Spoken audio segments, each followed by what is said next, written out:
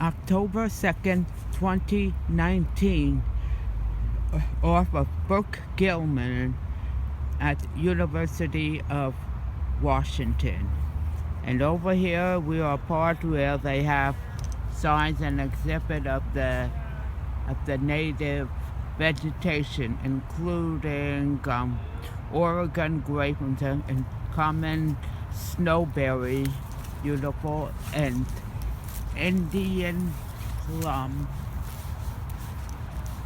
And over here, and I'm gonna meet up with Chris. He was waiting for me, and there's a sign here, you know, how important that we need to have pollinators and native plants to keep the ecology healthful here.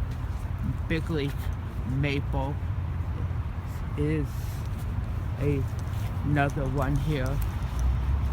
And there's another sign as we enter right by the Brook Gilman Trail about climate change and forest health and how it is important of restoring the forest to help balance the harmful emissions of modern urban living.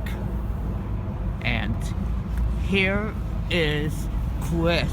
He was waiting for me, and I am grateful to have this opportunity. Thank you.